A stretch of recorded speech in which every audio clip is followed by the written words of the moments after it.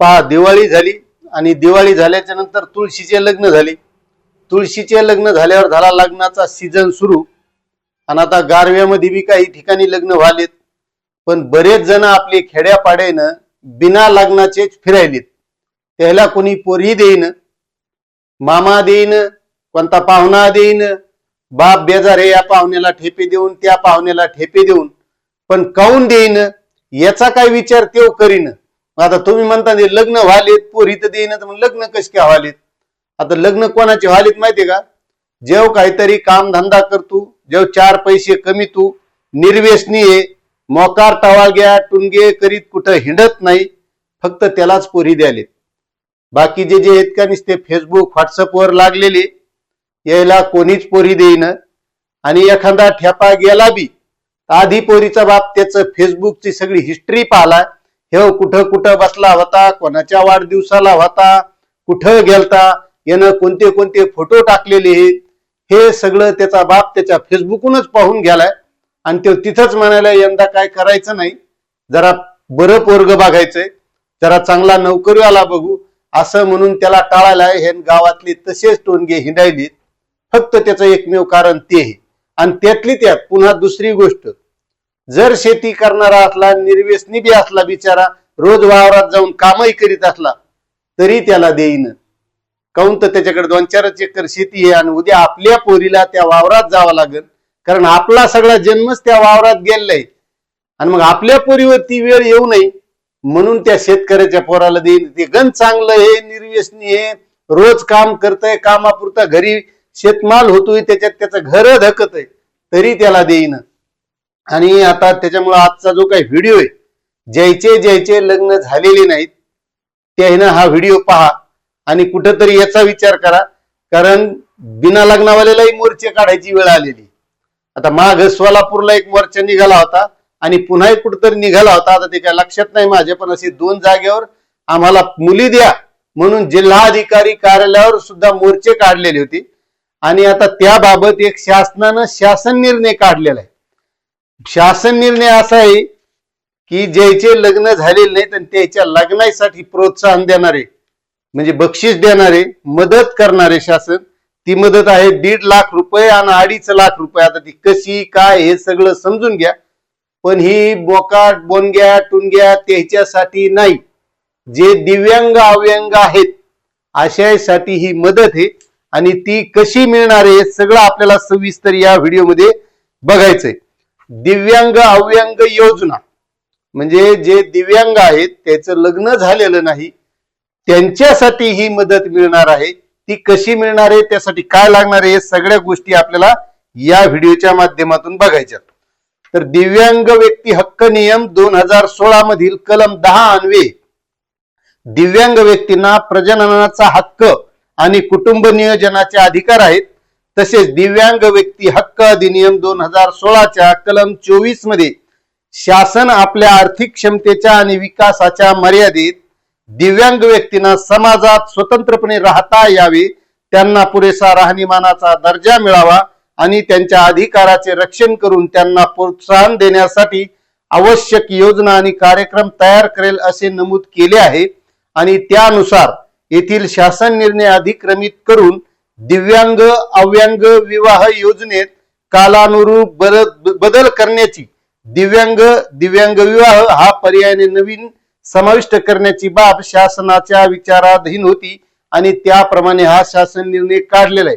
आता तुमच्या गावात, तुमचं नाही होत ते सोडून द्या, पण तुमच्या गावात असा एखादा दिव्यांग असेल तर त्याच्यापर्यंत हा व्हिडिओ पोहोचवा, म्हणजे तो तरी या योजनेचा लाभ घेईल. आपलं होईन तर होईन, नाही तर नाही होईन, आपलं मुंजे राहता येईल, भविष्यात मुंजेची संघटना करता येईल. आणि तुमच्यासाठी बी काय करावं लागेल ते बी मी शेवटी सांगणार आहे. त्याच्यामुळे व्हिडिओ शेवटपर्यंत पहा. मात्र त्या दिव्यांगांना एवढी मदत करा की त्या याच्यापर्यंत हा व्हिडिओ शेअर करा, तुमच्या गावात असतील तर. तर निर्णय असा आहे की दिव्यांग अव्यंग विवाह योजनेच्या प्रोत्साहनात अनुदानात वाढ आणि दिव्यांग हा घटक नव्याने, महत्वाचं दिव्यांग अव्यंगच होतो अगोदर, पण आता दिव्यांगाच्या लग्नासाठी बी समाविष्ट करण्यास शासन निर्णयाने मान्यता देण्यात येत आहे. आणि या योजनेत अर्थसहाय्य कसं असणार आहे पहा. दिव्यांग अव्यंग विवाह झाला म्हणजे एक दिव्यांग आहे आणि एक चांगला आहे, यायचं जर लग्न झालं तर त्याला 1.5 लाख रुपये मदत मिळणार आहे. आता ती कशी मिळणार आहे सगळं आपण सांगणार आहे, त्याच्यात काही टेन्शन नाही घ्यायचं. दिव्यांग जर असले तर त्याला 2.5 लाख रुपये मदत येणार आहे. आणि या दिव्यांग कल्याण विभागाचे सचिव कोण आहेत माहितीये का? तुकाराम मुंडे साहेब.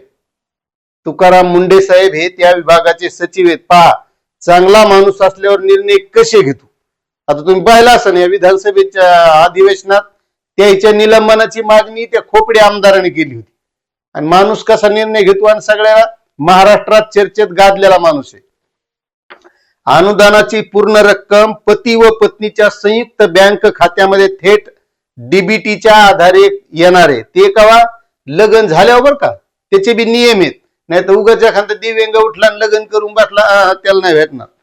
त्याचे नियम आहेत. त्या नियमात बसला तर त्यापैकी 50% रक्कम संबंधित दाम्पत्याने 5 वर्षाकरता मुदत ठेवीमध्ये ठेवावी. म्हणजे समजा 1.5 लाख रुपये ज्याला भेटले दिव्यांग अव्यांगाला त्यानं अर्धे डिपॉझिट ठेवायचे. दिव्यांग असले त्याला 2.5 लाख आहेत, त्यानं अर्धे डिपॉझिट ठेवायचे. आणि त्याच्या अटी आणि शर्ती काय आहेत पहा. वधू वराकडे दिव्यांग व्यक्ती अधिनियमाप्रमाणे किमान 40% अथवा त्यापेक्षा जास्त दिव्यांगत्वाचे आधार संलग्न म्हणजे नवीन वैश्विक ओळखपत्र आलेले UDID ते आवश्यक आहे. तो 40% अपंग असला आणि त्यानं ऑनलाईन UDID काढलेलं पाहिजे. आणि दोघं असले तर दोघांचंही पाहिजे. दिव्यांग वधू किंवा वर यापैकी एक महाराष्ट्र राज्याचा रहिवासी असावा. म्हणजे मुलगी जरी महाराष्ट्रात असली किंवा मुलगा महाराष्ट्रातला असला आणि महाराष्ट्राच्या बाहेरची जरी सोयरी केली तरी जमतंय, काय अडचण नाही, एक जण असलं. विवाहित वधू व वराचा प्रथम विवाह असावा. तसेच वधू अथवा वर घटस्फोटित असल्यास अशा प्रकारची मदत यापूर्वी घेतलेली नसावी. हे बघा, पुन्हा एक महत्वाचा मुद्दा आहे याच्यात. वधू आणि वराचा म्हणजे मुलगा किंवा मुलगी दोघांचे बी दुसरं लग्न नसलं पाहिजे.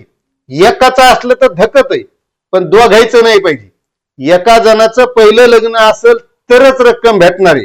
आणि घटस्फोटित असला तर त्यानं यापूर्वी मदत घेतलेली नाही पाहिजे. जर ती बी घेतलेली असेल याच्या आधी तर त्याला या पात्रतेत बसणार नाही. विवाह कायदेशीररित्या विवाह नोंदणी कार्यालयात करावं लागणार आहे किंवा आपल्या इकडे गावाकडे करायचा आणि जाऊन मदत मागायची तशी भेटणार नाही. नोंदणी कार्यालयात रजिस्टर्ड लग्न करावं लागल. आता त्याच्यानंतर विवाह झाल्यानंतर 1 वर्षाच्या आत ज्यांनी या योजनेचा लाभ घेण्यासाठी संबंधित जिल्हा दिव्यांग सक्षमीकरण अधिकाऱ्याकडे अर्ज करणे आवश्यक आहे. म्हणजे लग्न झालं असं रजिस्टर्ड तर ते कागदपत्र आधार कार्ड ज्या 12 भानगडी ज्या लागत्या त्या आपल्या जिल्ह्याच्या त्या दिव्यांग अधिकाऱ्याकडे जायचं आणि तिथं त्यांच्याकडे सविस्तर अर्ज भरून द्यायचा. तेव्हा आता अर्ज गिर्ज कोणता लागणार आहे सगळं आपल्या डिस्क्रिप्शन मध्ये मी देणार आहे सविस्तर. आसन कोणी तर होऊ दे, त्याचा फायदा शासन द्यायला ना काय हरकत आहे आणि त्याचं बिचारायचं भलं होईल. त्याच्यामुळे मदत करा. आता आवश्यक कागदपत्र काय काय लागणार आहे. आधार संलग्न वैश्विक ओळखपत्र UDID दिव्यांगत्वाचं प्रमाणपत्र, विवाहाचं नोंदणी प्रमाणपत्र, आधार कार्ड, पती व पत्नीच्या आधार संलग्न संयुक्त बँक खात्याचा सविस्तर तपशील म्हणजे पहिल्या बँकेचा पासबुकचा फोटो. आणि ते बी लग्न झाल्या दोघांचं खातं उघडून घ्यायचं म्हणजे पुन्हा अर्ज करायला अडचण नाही. 1 वर्षाच्या आतच करायचं आहे. आता अर्ज करण्याची प्रक्रिया आहे.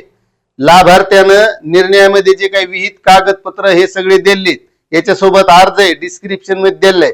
तेव्हा अर्ज भरून जिल्हा निवड समितीच्या कार्यालयात हे द्यायचं आहे. त्याची निवड समिती आहे, त्याचे अध्यक्ष आहेत मुख्य कार्यकारी अधिकारी जिल्हा परिषद, जिल्हा आरोग्य अधिकारी सदस्य, जिल्हा महिला व बाल विकास अधिकारी सदस्य, सह आयुक्त समाज कल्याण सदस्य, दिव्यांग कल्याण विभागाचा जिल्हास्तरीय अधिकारी सदस्य सचिव, हे सगळे समिती हे सगळे पडताळणी करणार. नाहीतर उगच आपलं गेले डुप्लिकेट काहीतरी नोंदणी केली लग्न केलं ते बी जमणार नाही. ते सगळं पाहणी करणार आणि पाहणी झाल्याच्या नंतर दिव्यांग आणि अव्यांग म्हणजे चांगला माणूस किंवा चांगला बाई असेल तर त्याला 1.5 लाख आणि जर दोन्ही दिव्यांग असले तर त्याला 2.5 लाख अशा पद्धतीनं मिळणार आहेत. जर असले तुमच्या गावात तर ह्याच्यापर्यंत हे व्हिडिओ पाठवा. आणि तुम्ही आपल्या चॅनलवर नवीन असाल तर सबस्क्राईब करा. हा राहिलं तुमचं. आता तुमचं होत नाही का जर शासन यायला मदत द्याले तर त्याच्यासाठी तुमचं जे काही शिक्षण झालं काय त्याच्यासाठी तुम्ही शासनाकडे आंदोलन उभा राहा की आम्हाला नोकरी द्या.